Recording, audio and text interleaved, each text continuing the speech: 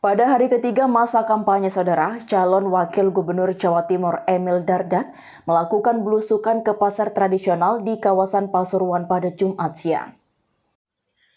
Pada hari ketiga masa kampanye, calon wakil gubernur Jawa Timur Emil Dardak melakukan belusukan ke pasar tradisional di kawasan Pasuruan pada hari ini. Kegiatan ini merupakan bagian dari strategi kampanyenya untuk mendekatkan diri dengan masyarakat dan mendengarkan langsung aspirasi serta kebutuhan pedagang lokal.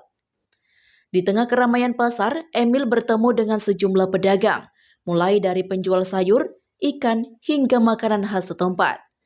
Dalam interaksi yang akrab dan informal, Emil membahas berbagai topik penting. Salah satunya adalah revitalisasi pasar tradisional. Emil mendengarkan keluhan para pedagang tentang kondisi pasar yang dianggap kurang memadai, seperti infrastruktur yang tidak optimal dan kurang fasilitas pendukung. Ia menjelaskan rencananya untuk meningkatkan kualitas pasar melalui program revitalisasi yang mencakup perbaikan infrastruktur, penataan ruang, serta penyediaan fasilitas yang lebih baik untuk kenyamanan pengunjung dan pedagang.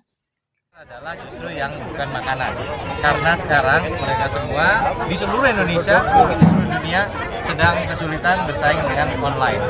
Nah, ini ada PR, apakah kemudian mereka ikut program, karena beberapa memang juga sudah diajak untuk jualan secara hibrid, artinya jadi ada jualan di tempat, ada jualan online. Nah, ini yang memang terus menjadi prioritas dari kami. Saya yakin juga Pak Gusri juga sama ya, kita dan selalu di setiap pasar ini memang kita harus bisa mencari solusi terbaik untuk warga yang berjualan di luar area pasar, karena ini logikanya kalau mereka jualan di luar, yang di dalam pasti kalah. Padahal pasar itu sudah kita atur supaya semua adil. Nah, cuman ini orang semua mau nyari rezeki, butuh makan, jadi bukan main pergi, tapi memang harus ada solusinya. Cuma solusinya nggak boleh kelamaan. Nah, inilah yang memang telah dilakukan secara gradual, bertahap. Kemarin di Pasar Larangan Sidoarjo misalnya, ada di salah satu sisi sudah mulai diberesin, tinggal sisi yang lain. Diberesin pun bukan diusir, tetapi sudah ada wadah baru atau ada kesempatan ekonomi lain yang kita tawarkan. Apakah ada revitalisasi? Revitalisasi ada, saya sendiri mengalami sejak jadi bupati, dan saat jadi wagub kita sudah mengunjungi berbagai pasar di mana dilakukan revitalisasi. Revitalisasinya ada yang jadi pasar yang wah, tapi ada yang sederhana bagaimana kita membangun saluran yang lebih baik. Baik itu jadi untuk yang jualan daging, baik yang jualan kering, kemudian ada yang lebih nyaman. Termasuk areal parkir itu juga dibuat lebih nyaman. Jadi kami akan melanjutkan sekali lagi fokus ini. Fungsi provinsi sekali lagi wakil pemerintah pusat. Jadi kita juga harus bisa menentukan skala prioritas bersama dengan bupati, wali kota, mana saja pasar yang segera harus melakukan pembenahan. Nah, ini salah satunya saya boleh katakan pasar Pandaan sudah jadi PR karena banyak sekali ternyata pengunjung dan pedagangnya.